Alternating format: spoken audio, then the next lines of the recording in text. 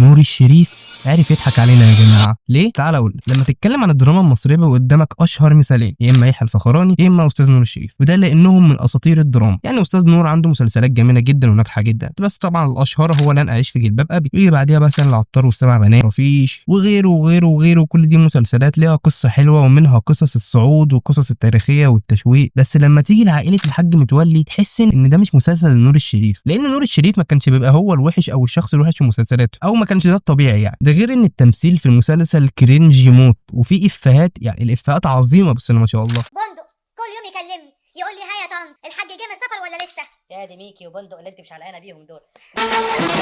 انا قلت لك اسالي سعديه الاول رايها ايه في المجله دي، قصدي الجوازه دي. فاطمه مش بندق ده يا بنتي كان عايز يتجوزك؟ ايوه يا طنط امينه، تخيلي كان زماني دلوقتي حرم الاستاذ بندق وبيقرشوني. والنبي يا اختي كان هينفعنا في رمضان، كنا ماشيين بالقطايف.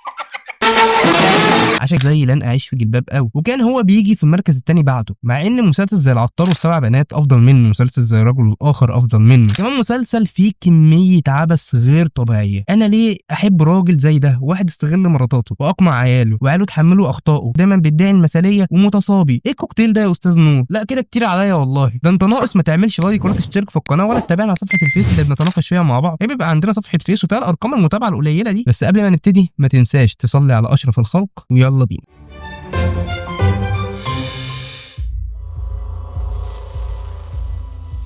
بسم الله الرحمن الرحيم. كده بدايه المسلسل ان هو واحد بيحلم بست، وده خليك تاخد فكره ان الشخص ده هو حلمه انه يتجوز، وكمان هو عايش في سكن جماعي واللي هو حمام واحد وكده. بعديها بيروح بيت المعلم بتاعه واللي هو مسؤول عن فتح والقفل، والمعلم بتاعه بيعتبره زي ابنه بالظبط هو ومراته. بس لو بصيت على معاملته للزباين تحس ان ده متحرر. المهم القالب، وانتي بسم الله ما شاء الله يعني القالب غالب. متحرش ايه؟ ده كان ناقص يقول لها ما تيجي ونجيب مليكي. والمشكله ان ده معروض على انه بياع شاطر وكده، كمان ده شكل واحد في شبابه، ده واحد في اواخر الشيخوخه بس سابق شعره متصابي والله. بس برضه لا يقارن بالاستاذ احمد عبد العزيز خالص الصراحه. ده منظر عيل في ابتدائي يا جدعان، عيب اللي احنا بنشوفه ده. المهم يعني، ولما جوزها جه واتضايق من طريقه اسلوبه في المعاكسه والكلام ده، ودي اقل حاجه الراجل يعملها، قال له لا في حاجه غلط. رفض فكره انه بيترازل على الحريم، اصل طالما هي راضيه يبقى انا مالي. وتقريبا كان ناقص يبوسها عشان تبقى معاكسه في نظره. وكمان طلع في حلم قال لك ان هو حب واحده غنيه عشان تطلعه من الفقر اللي هو فيه، اللي هو قالها بصراحه شديده، انا عايز واحده تنتشلني من الفقر. يعني هو شخصيه انتهازيه. كمان بص هنا تقريبا الواد شد ايده بدري، فلقى الاستاذ نور ما اداش رده فعل، فبص للمخرج كده اللي هو عامل ايه، طب ما نعيد المشهد بدل العبط اللي احنا بنشوفه ده. وكمان انت واحد الراجل اللي اعتبرك ابنه بعد ما يموت تروح تدي هديه لمراته، يا عم النبي قبل الهديه، لما تروح تديها هديه قميص نوم عشان تتجوزها، وعايز تفهمني انك عشان بتحبها ومش عشان تعمل زي ما كنت عايز تعمل في الحلم. لا ازاي، انا بحبها يا جدع. يا جدع ده الولايه ما قلعتش الاسود. والصراحه فتح بق زبيده في المسلسل دي لوحدها تخليه يقتلها مش يتجوزها، بس برضه مش مهم. كمان ده هو كان بيستغلها لاقصى الحدود، بس هو ما ظلمهاش نقول اللي لينا ولا علينا. هو اي واحده اتجوزها كان بيعاملها كويس. فلما مراته تموت، قبل ما تموت بتوصيه وصيه انه يخلي ابنه يكمل تعليم، اللي هو ما كانش عايز يخلي ابنه يتعلم عشان يقف جنبه في المحل. تقريبا عبد الغفور البرعي لسه مطبع في دماغه استاذ موت. وبعد ما مراته ماتت على طول قعد زعلان في المحل يفكر اعمل ايه بعد ما ماتت، اعمل ايه انا حزين، اتجوز. انا ازعل اتجوز على طول. فعجبته امينه. وبص امينه بالنسبه لي اهم عضو في المسلسل، لولاها ما كانش حياه متولي هتبقى بالشكل اللي هو عاشه ده. بس هل هو اتجوز امينه عشان نور عينيها؟ لا، بل عشان عمها المسؤول الكبير اللي هيسهل له شغله. يعني المبدا واحد، جواز استغلال، او زي ما هو قال كذا مره في المسلسل مصلحه. فلما يلاقي انها ما بتخلفش مع انه عنده سعيد، بس ده اللي بيخلي امينه تحس ان هي مقصره معاه. وكمان امينه لقت ان هي هيبقى عندها ابن عشان سعيد ملوش حد بعد امه غير والده. وطبعا متولي ما اهتمش بحد من عياله طول المسلسل، كان همه في الشغل والحريم، فهي هتاخد دور امه. وده من اسباب تمسك امينه في الاول بالحاج، وانها تسمح انه يتجوز اكتر من واحده عليها. طبعا في الاول كانت بترفض، بس كان بيبقى قدامها سعيد ان هي شايفه ان سعيد هيبقى ابنها. وكمان لما لقى ان واحده تانية اللي هي نعمه الله مرات الراجل اللي بيوزع الاقمشه في السوق، جوزها الراجل ده مات، راح قال لامينه انه محتاج يتجوزها عشان يكبر الشغل، وان هي جوزها هو اللي كان موزع وعشان الشغل ما يبص. بس هو كان عايز يتجوزها عشان السبب ده طبعا، وسبب تاني انه طماع بيحب الجواز، وبيقول لشلبي صاحبه انه مش قادر يشوف غيرها. والجمله دي اتقالت اكتر من مره على كل الستات اللي حبوهم من متولي سعيد، اذا كان اللي اتجوزهم او اللي ما اتجوزهمش. لما متولي اتقدم لنعمه الله كان في وضعيه انه شبه بيترجاها عشان تتجوز، وكان بيوافق على كل شروطها. وده عمله مع كل الستات اللي اتجوزهم، بيبقى في الاول مطيع لحد ما يتجوزهم وياخد اللي هو عايزه منهم، وبعديها كل ما بيكبر كل ما بيستغلهم اكتر اكتر واكتر. وكمان الوليه برضه لسه لابسه اسود يا جدع، مش عارف تقريبا الاسود ده بيصير الحاج متولي. لما كان اللي اسمه زميله شوقي ايه ده نوع من انواع الجدعنه، بس هو كان بيلاقي مقابل قدامه مرتب وكان هو اللي ماسك الشغل. بس طبعا ما نقدرش ننكر انه من اسباب وقوف المحلات على رجلها لانه بياع شاطر، بس مش هو اللي كون الصوره دي كلها. فلما مأمورة الضرايب تعجبه واللي باين ان هي اصغر منه في السن، بس قالوا هو ساعتها كان في الثلاثينات بس ممكن يتجوزها، بس اول ما شافها قال لها ايه؟ ما دي حاجه ايه؟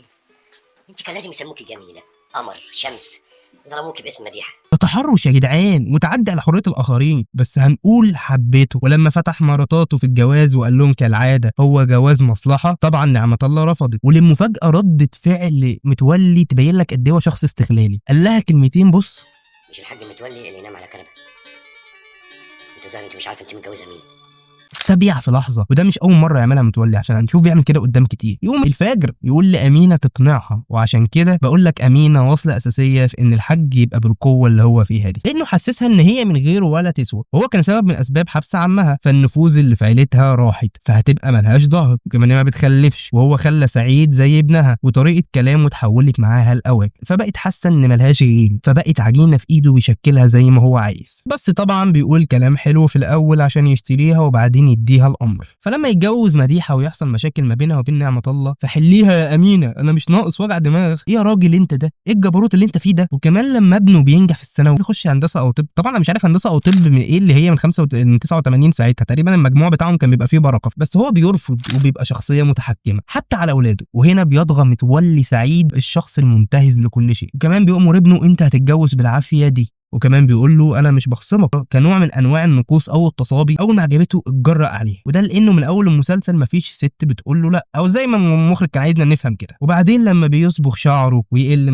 من نفسه في العيد ميلاد عشان خاطرها، بيعرف انها بتحب ابنه، وانه ما يعرفش ان ابنه بيدرس في الجامعه اللي امينه قالت له هخليك تدرس. الست اعتبرت سعيد ابنها، واللي هو رافض ان يدرس بسبب غروره، وان زي ما انا نجحت من غير ما ادرس انت كمان مش تبقى احسن مني وهتبقى زي عافيه. ده لما عرف ان ابنه نجح واتخرج هزقه وقال لامينه اقصى كلمه: ده مش ابنك عشان تعصي عليا.